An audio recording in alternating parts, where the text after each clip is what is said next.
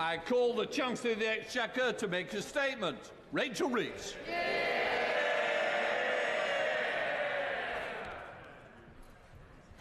Thank you, Mr. Speaker.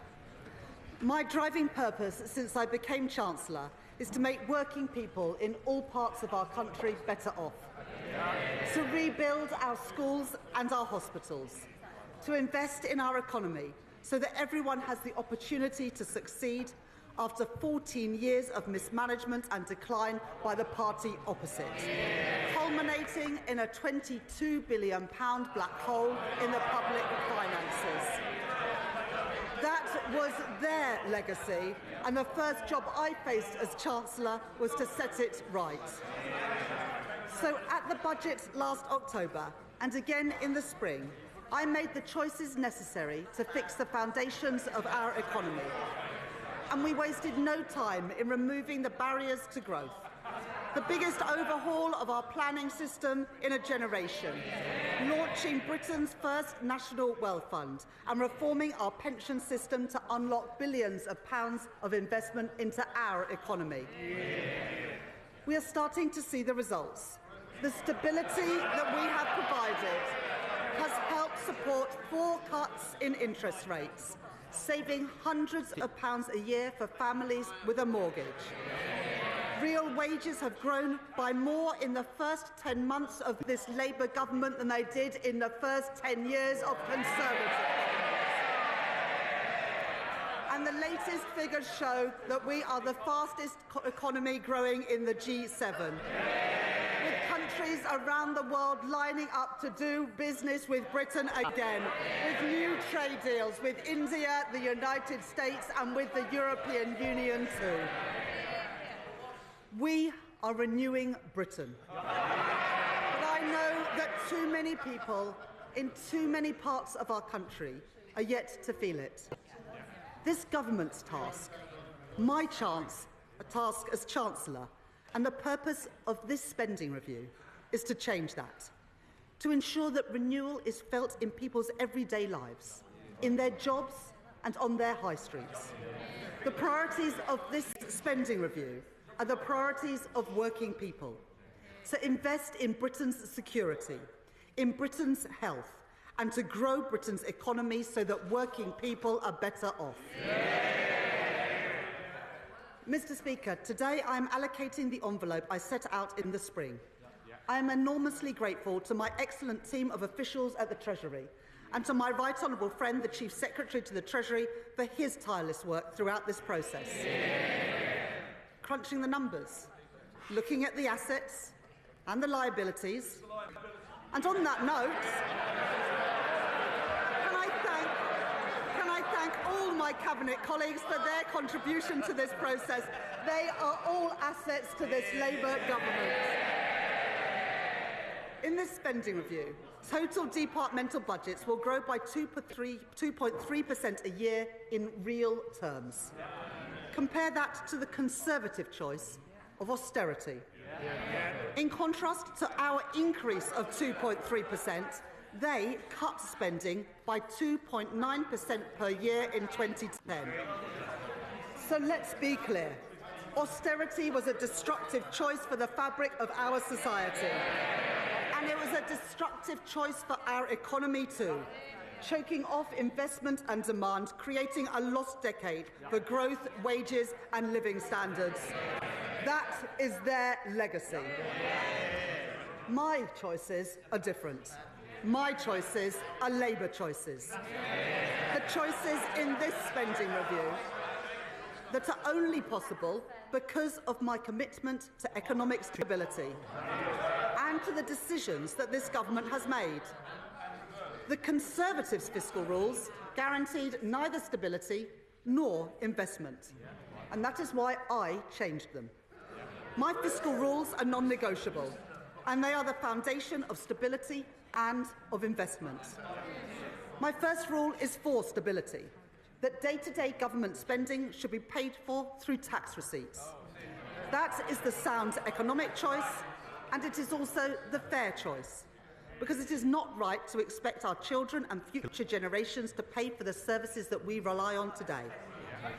This first rule allows me, as I set out in the budget last year, to allocate £190 billion more to the day-to-day running of our public services over the course of this spending review, compared to the plans of the previous government. My second fiscal rule enables me to invest in Britain's economic renewal, while getting public debt down on a downward path. The rule has allowed me to increase public investment by over £100 billion in the autumn and a further £13 billion in the spring. Investment to rebuild our transport networks, to rebuild our defence capability and to rebuild our energy security. In short, to grow our economy. Mr. Speaker, I've made my choices. Tough decisions, yes, for stability. Changing Britain's fiscal rules, yes, for investment. And today, delivering that investment for the renewal of Britain. Now it is a time for the parties opposite to make their choices. The spending plans that I am setting out today are only possible because of the decisions that I took in the autumn to raise taxes and the changes to our fiscal rules. Every one of those changes was opposed by the parties opposite. So today, they can make an honest choice, and they can oppose these spending plans, as they opposed every penny I raised to fund them. Or they can make the same choice as Liz Truss: spend more, borrow more, with no regard for the consequences. And in their clamour to cut taxes for the richest, the Conservatives crashed our economy.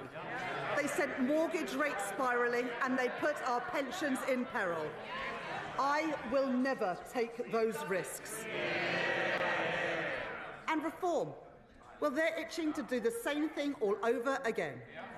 Now, the member for Clacton may be playing the friend of the workers now, but some of us are old enough to remember when he described the disastrous Liz Truss budget as, and I quote, the best Conservative budget since the 1980s. Mr. Speaker, after the damage is done, he still nods along. They have learnt nothing.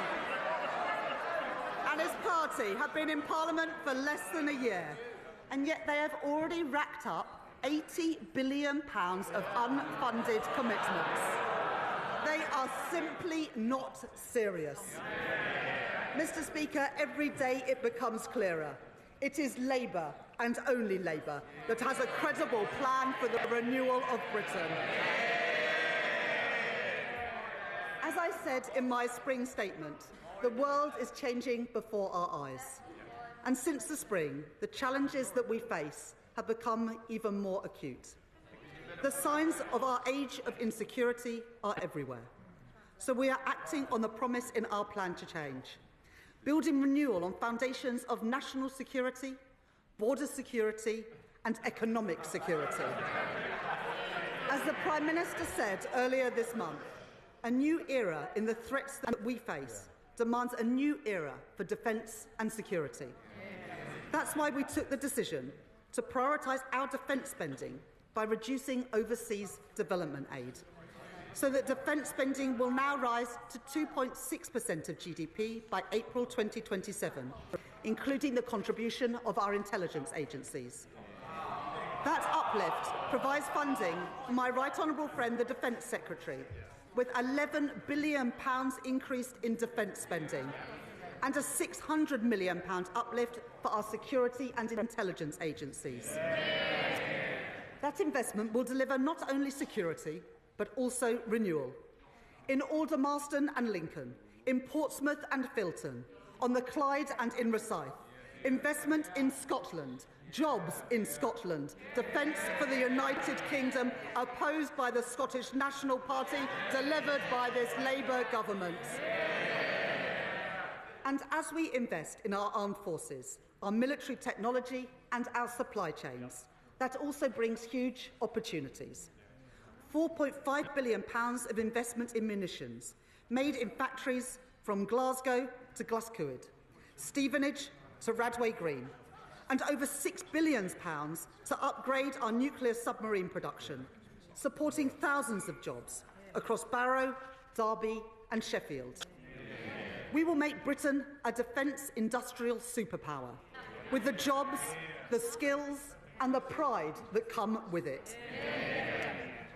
A more unstable world presents new challenges at our borders too, where conflict has opened the way for organised criminal gangs.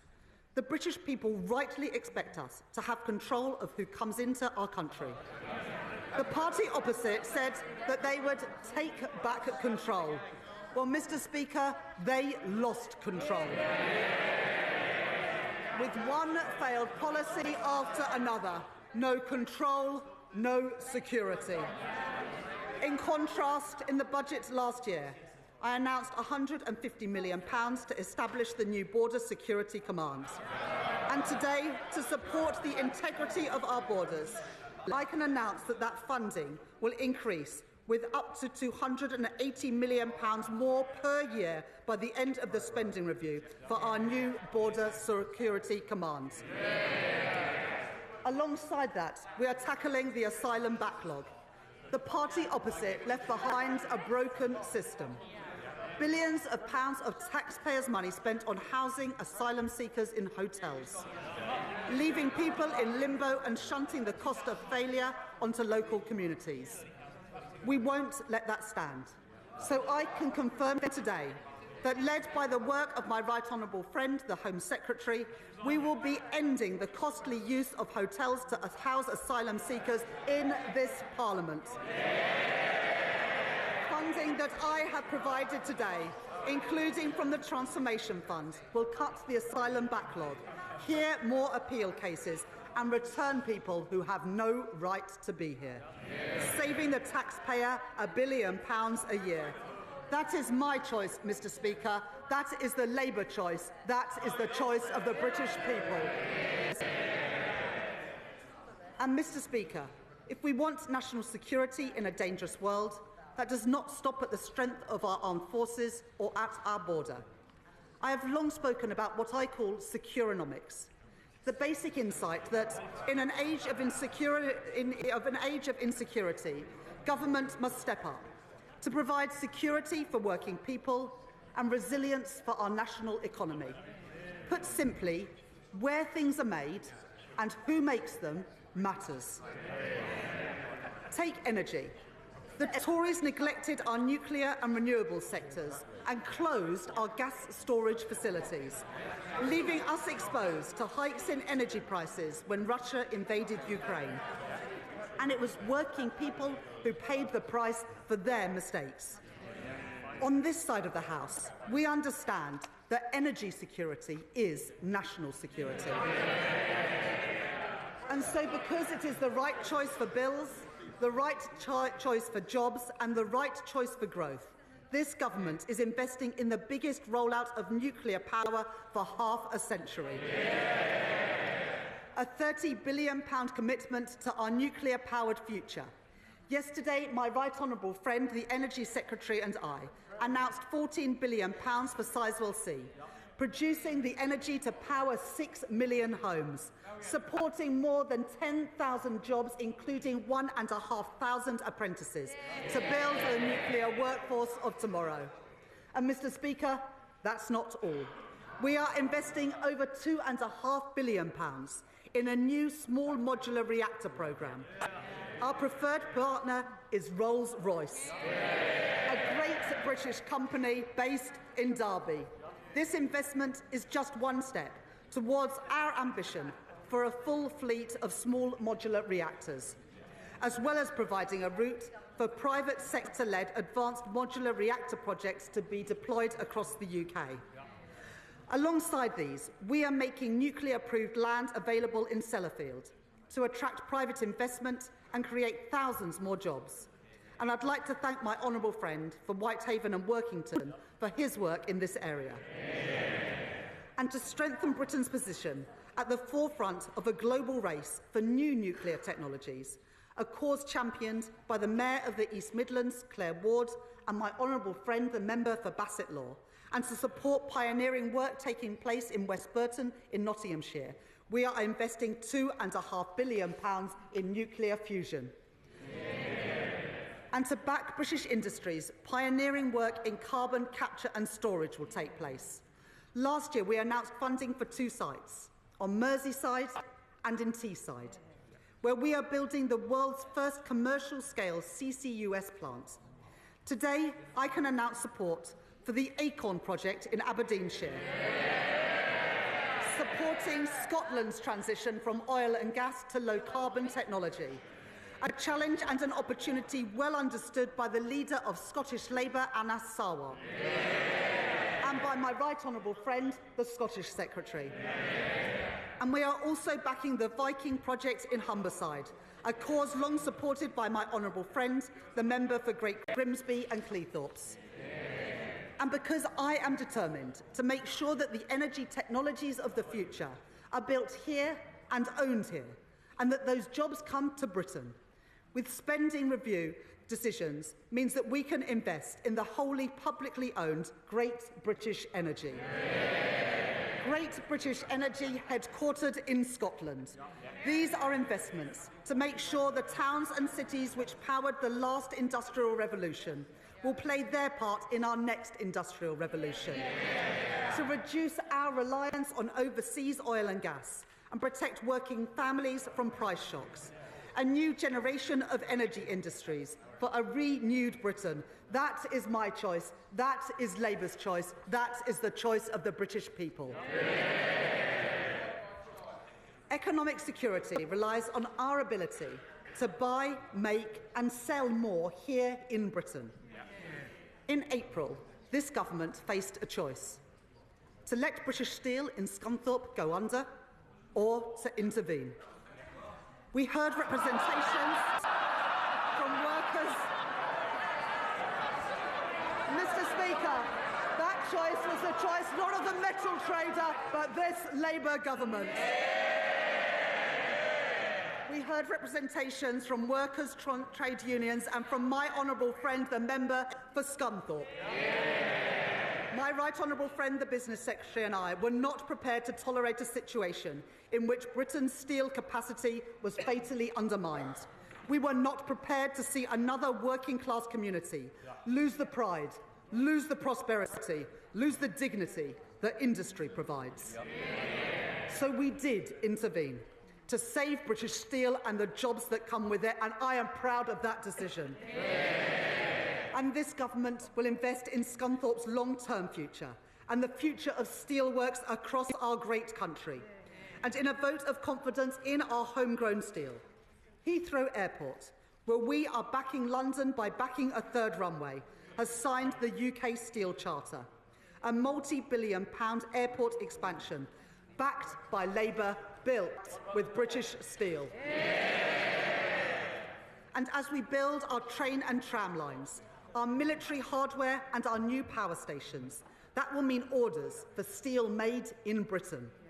In Sheffield Forgemasters, where we are investing in nuclear-grade steel, and in Port Talbot, where this spending review confirms the £500 million grant to Tata Steel. A future for British-made steel, and a proud future for Britain's steel communities. Things built to last, built here in Britain. That is my choice. That is Labour's choice. That is the choice of the British people. This Labour government is backing British business. There will be more to come in the weeks ahead with our 10-year infrastructure strategy and our modern industrial strategy too. A plan drawn up in partnership with businesses and trade unions. And when I speak to business people and entrepreneurs about what they need to succeed, they say they need the chance to innovate. They need access to finance. They need a deep pool of talent. We have heard that message, and so today we are taking action.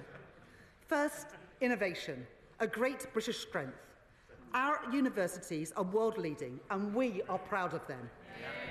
We want our high-tech industries in Britain today to continue to lead the world in the years to come, in car production, in aerospace, and in life sciences. So we are backing our innovators, backing our researchers, and backing our entrepreneurs, with R&D funding rising to a record high of £22 billion per year by the end of the spending review. And because homegrown AI has the potential to solve diverse and daunting challenges, as well as the opportunity for good jobs and investment here in Britain, I am announcing £2 billion to back this government's AI action plan, overseen by my right honourable friend, the Secretary of State for Science and Technology. And second, to champion those small businesses seeking access to finance as they look to grow, I am increasing the financial firepower of the British Business Bank. A two-thirds increase in its investments, increasing its overall financial capacity to £25.6 billion to help pioneering businesses start up and to scale up, backing Britain's entrepreneurs, backing Britain's wealth creators. And third, as we invest, if we are to thrive in the industries of the future, we must give our young people the skills that they need to contribute to our national success. As scientists, engineers and designers, as builders, welders and electricians. I know the ambition, the drive and the potential of our young people, and it cannot be right that too often those ambitions and that potential are stifled. When young people who want training find courses are oversubscribed and are turned away at the door, forcing growing businesses eager to recruit to look elsewhere. Potential wasted and enterprise frustrated. So today I am providing record investment for training and upskilling. £1.2 billion a year by the end of the spending review to support over 1 million young people into training and apprenticeships so that their potential, their drive and their ambition is frustrated no longer. And on the subject of skills, Mr. Speaker, we should all recognise the leader of the opposition's own commitment to lifelong learning. At the weekend, she promised to learn and to get better on the job. Well, I am sure that members on the benches opposite will be supporting her in that endeavour. Good luck with that. As we build a strong and secure and resilient economy, working people must feel the benefits. That starts with the security of a proper home. Our planning reforms have opened up the opportunity to build. Now we must act to make the most of those opportunities. And a plan to match the scale of the housing crisis must include social housing. Neglected for too many decades, but not by this Labour government. And so, led by my right honourable friend, the Deputy Prime Minister, we are taking action. I am proud to announce the biggest cash injection into social and affordable housing in 50 years. A new affordable homes programme in which I am investing £39 billion over the next decade. Direct government funding to support house building, especially for social rent. And I am pleased to report that towns and cities, including Blackpool, Preston, Sheffield and Swindon, have already had plans to bring forward bids to build those homes in their communities. And I have gone further. Mr. Speaker, last autumn, I enabled greater use of financial transactions to support investment in our infrastructure, alongside strict guardrails that ensure that money is spent wisely through our public financial institutions. And so, in line with that commitment, I am providing an additional £10 billion for financial investments, including to be delivered through Homes England, to crowd in private investment and unlock hundreds of thousands more homes. Homes built by a Labour government, homes built for working people. But, Mr. Speaker, it is no good investing in new skills, new jobs and new homes if they are not properly connected. That is why last week, with the support of my right honourable friend, the Transport Secretary, I announced £15 billion of investment to connect our cities and our towns, the biggest ever investment of its kind. Investments in buses in Rochdale, train stations in Merseyside and Middlesbrough, mass transit in West Yorkshire, and metro extensions in Birmingham, in Tyne Wear and in Stockport. And alongside that, we are backing Doncaster Airport. Today I am announcing a 4-year settlement for Transport for London, to provide certainty and stability for our largest local transport network to plan for the future. And for other regions in the UK, I am today providing for a fourfold increase in local transport grants by the end of this Parliament to make the improvements put off for far too long, to improve the journeys that people make every day. And to unlock the potential of all parts of Britain, we are going further, investing in major rail projects to connect our towns and cities. In October, I announced funding for the Transpennine route upgrade, the backbone of rail travel in the north, linking York and Leeds and Manchester, with a quarter of that route expected to be electrified by this summer. I know the commitment of my honourable friends, the members for Huddersfield, York Outer and Colne Valley to this issue. And today I can announce a further £3.5 billion of investment for that route. But my ambition and the ambition of people across the north is greater still. And so, in the coming weeks, I will set out this government's plan to take forward our ambitions for Northern Powerhouse Rail.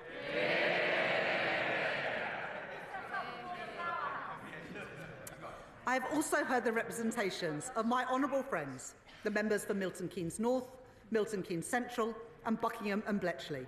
And I can tell the House today to connect Oxford and Cambridge and to back Milton Keynes' leading tech sector, I am providing a further £2.5 billion for the continued delivery of East-West Rail. And on a matter I know is of great importance to my honourable friends, the members for Lichfield, Birmingham Northfield and Birmingham Erdington, I can announce today that I am providing funding for the Midlands Rail Hub, the region's biggest and most ambitious rail improvement scheme for generations, strengthening connections from Birmingham across the West Midlands and into Wales too. Mr. Speaker, for 14 years, the Conservatives failed the people of Wales. Those days are over. Following representations from my right honourable friend, the Welsh Secretary, the First Minister for Wales and Welsh Labour MPs, I am pleased to announce today £445 million for railways in Wales over 10 years, including new funding for Padeswood Sidings and Cardiff West Junction. That, Mr. Speaker, is the difference made by two Labour governments working together to undo a generation of underfunding and neglect. This government takes seriously its commitment to investment, jobs and growth in every part of the UK. And I have heard the concerns of my honourable friends, the members for Mid Cheshire and Rossendale and Darwen, and the Mayor of Liverpool City Region, Steve Rotherham, that past governments have underinvested in towns and cities outside of London and the South East. And they are right. So I am today publishing the conclusion of the review of the Treasury's Green Book, the government's manual for assessing value for money. Our new Green Book will support place-based business cases and make sure no region has Treasury guidance wielded against them. I said we would do things differently. I said we wanted growth in all parts of Britain. And, Mr. Speaker, I meant it. Backing our nations and regions means backing our devolved governments. And this spending review provides the largest settlement in real terms since devolution was introduced, with £52 billion for Scotland, £20 billion for Northern Ireland by the end of the spending review, and £23 billion for Wales. And having heard representations from many Welsh Labour colleagues, and because I know the obligation we owe to our industrial communities, I'm providing a multi-year settlement of £118 million to keep coal tips safe in Wales.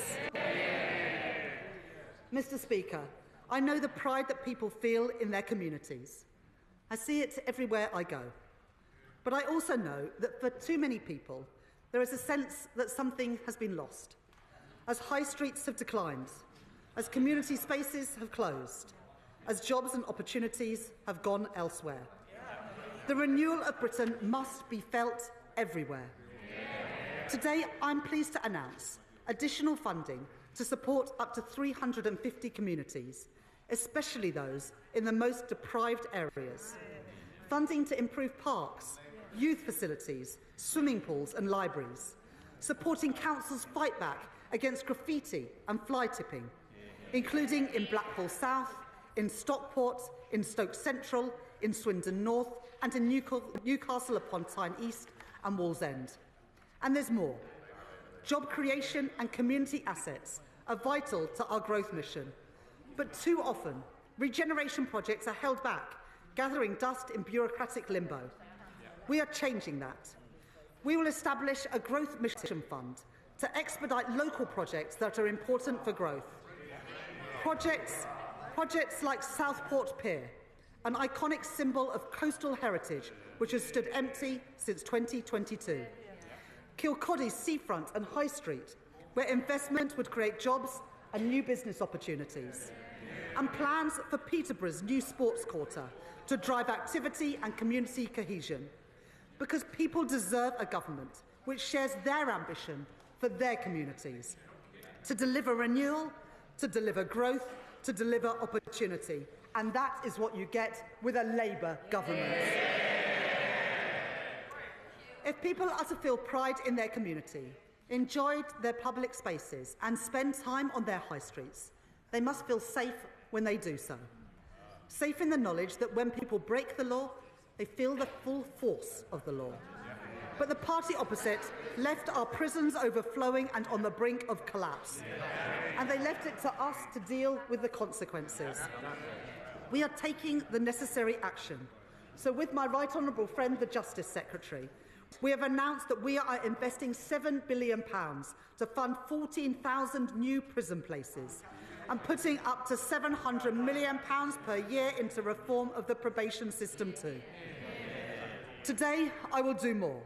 I am increasing police spending power by an average 2.3% per year in real terms over the spending review period. To protect our people, our homes and our streets. That is more than £2 billion, supporting us to meet our plan for change commitment of putting 13,000 additional police officers, PCSOs and special constables into neighbour policing roles across England and Wales.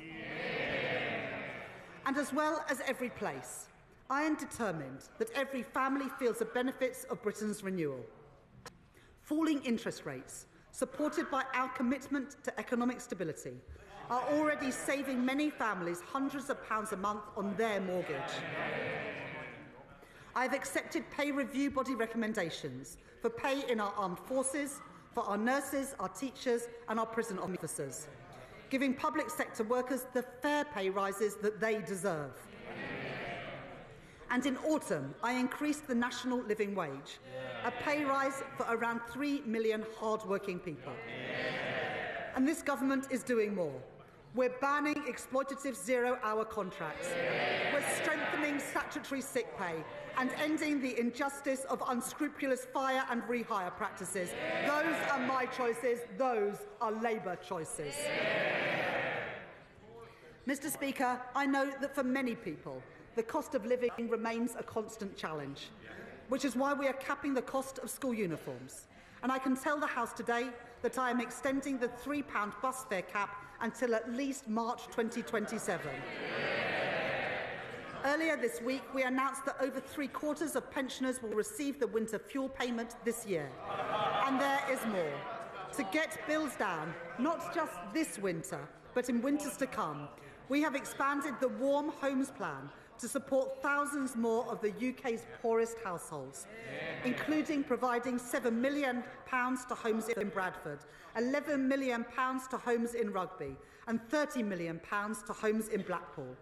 And today I can announce that I will deliver in full our manifesto commitment to upgrade millions of homes, saving families and pensioners across the country up to £600 each and every year off their bills. I am determined to do everything in my power to put more money in people's pockets, to give people security and control in their lives, to make working people better off, and to show them that this government, this Labour government, is on their side. Mr. Speaker, taxpayers work hard for their money, and they expect their government to spend their money with care. So for the first time in 18 years, this government has run a zero-based review, a line-by-line assessment of what government spends, something that the Tories didn't bother to do in 14 years. And as a result of that work, and of our wider drive for efficiencies, led by my right honourable friend, the Chancellor of the Duchy of Lancaster, in this spending review I have found savings. From the closure and sale of government buildings and land, cutting back office costs and reducing consultancy spend, all which the previous government failed to do. Reforms that will make public services more efficient, more productive and more focused on the user. I have been relentless in driving out inefficiencies. I will be relentless in cutting out waste, with every single penny reinvested back into our public services. Mr. Speaker, I joined the Labour Party almost 30 years ago because I knew that the Conservative Party, when I grew up, didn't care much about schools like mine or the kids I grew up with. I joined because I believe that every young person should have the equal chance to succeed, no matter where they come from, no matter what their parents do. I believe that just as strongly today as I did then. That is why at the budget last autumn, I ended the tax loophole which exempted private schools from VAT and business rates. And I put that money where it belongs, into helping the 93% of children in our state schools. Mr. Speaker, they oppose money for their local state schools, and I will always prioritise them. That was my choice. That is the Labour choice. And because of the decisions that we made in this spending review, and working with my right honourable friend, the Education Secretary, last week this government announced that free school meals will be extended to over 500,000 more children. That policy alone will lift 100,000 children out of poverty. Children in schools from Tower Hamlets to Sunderland and from Swansea to Bridgend. Last year at Labour Party conference, I was proud to announce the first steps in our plan to deliver breakfast clubs for every child, with an initial rollout to the first 750 schools. And we will continue with that national rollout as part of our manifesto commitment, so that no child goes hungry and every child can have the best chance to thrive and succeed. Yeah. And because I know that a good start in life does not just start at school, I can also announce £370 million for school-based nurseries, to put us firmly on track to meet our plan for change commitment, for a record number of children being school-ready, and for children's social care, to break the dangerous cycle of late intervention and low-quality care. I am providing £555 million of transformation funding over the spending review period, so that children do not go needlessly into care when they could stay at home. Yeah. And for children where state intervention is necessary, better care and better outcomes. Yeah. And last week I was pleased to announce, with my right honourable friend, the Culture Secretary, that more than £130 million from the Dormant Assets Scheme with the financial services sector will be allocated to fund facilities for our young people, to give every child the chance to take part in music, sport and in drama, to fund libraries in our schools, so that the confidence and the opportunity that those resources open up are no longer the preserve of the privileged few. Those are my choices. They are Labour choices, and they are the choices of the British people. Overall, I am providing a cash uplift of over £4.5 billion a year for additional funding in the core schools budget by the end of the spending review, backing our teachers and backing our kids. Mr. Speaker, people who went to ordinary comprehensives in the 80s and 90s are all too familiar with the experience of being taught in temporary classrooms. And the previous Conservative government oversaw another generation of kids herded into cold and damp buildings as school roofs literally crumbled. It wasn't acceptable when I was at school, and it isn't acceptable now. So I am providing investment rising to nearly £2.3 billion per year to fix our crumbling classrooms. In addition, £2.4 billion per year to continue our programme to rebuild 500 schools, including Chase Community School in Enfield, Woodkirk Academy in Leeds and Budmouth Academy in Weymouth. Investing in our young people, investing in Britain's future, investing in opportunity for all. That is Labour's choice. Finally, Mr. Speaker, let me turn to the... I knew the chair... Let me turn to our National Health Service. It's our most treasured public service. People rightly expect an NHS that is there when they need it, an ambulance that comes when they call one, a GP appointment available when they need one, a scan that is performed when they are referred for one. I am hugely grateful to our nurses, our doctors, our paramedics and other healthcare professionals for everything that they do. If we want a strong economy where working people can fulfil their potential, then we must have a strong NHS. Not as the Reform Party have called for, an insurance-based system.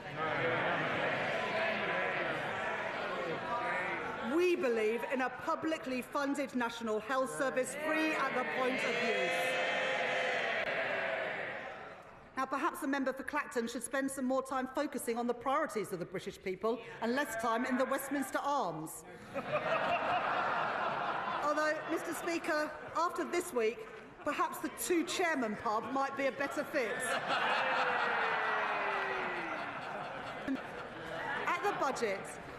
At the budget, I took the decisions necessary to provide an immediate injection of funding to get the NHS back on its feet.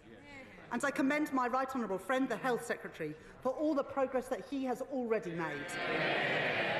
In less than a year, this government has recruited 1,700 new GPs, delivered 3.5 million extra appointments, and cut waiting lists by more than 200,000.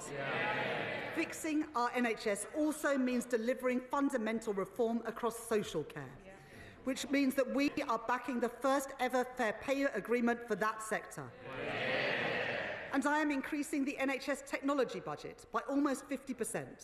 And we are investing £10 billion to bring our analogue health system into the digital age, including through the NHS app, so patients can manage their prescriptions, get their test results and book appointments all in one place.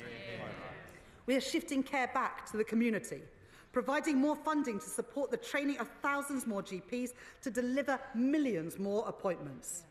We are investing more in prevention to meet our manifesto commitment of providing mental health support teams in all schools in England by the end of this Parliament.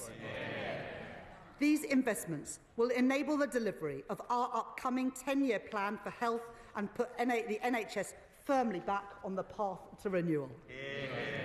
And to support that plan, to back the doctors and nurses that we rely on, and to make sure that the NHS is there whenever we need it, I am proud to announce today that this Labour government is making a record cash investment in our National Health Service, increasing real terms day-to-day spending by 3% per year for every single year of this spending review. An extra £29 billion per year for the day-to-day running of our health service. Mr. Speaker, that is what the British people voted for, and that is what we will deliver. More appointments, more doctors, more scanners, the National Health Service, created by a Labour government, protected by a Labour government, and renewed by this Labour government. Mr. Speaker, this is a spending review to deliver the priorities of the British people. Security, a strong Britain in a changing world. Economic growth, powered by investment and opportunity in every part of Britain. And our nation's health, with an NHS fit for the future. I have made my choices. In place of chaos, I choose stability. In place of decline, I choose investments. In place of pessimism, division and defeatism, I choose national renewal. These are my choices, Mr. Speaker. These are Labour choices. These are the choices of the British people, and I commend this statement to the House. Shadow Chancellor Belstride.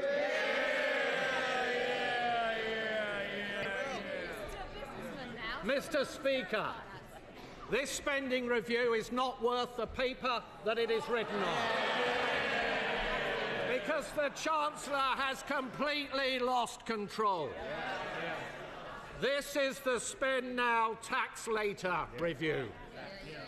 Because the Right Honourable Lady knows she will need to come back here in the autumn with yet more taxes.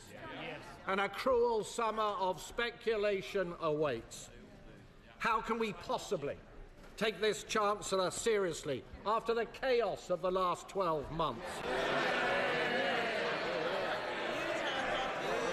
We were assured, Mr. Speaker, we were assured at the election that Labour's plans involved barely any additional spending or borrowing. Now the Chancellor parades her largesse. Hundreds of billions in additional spending over this Parliament.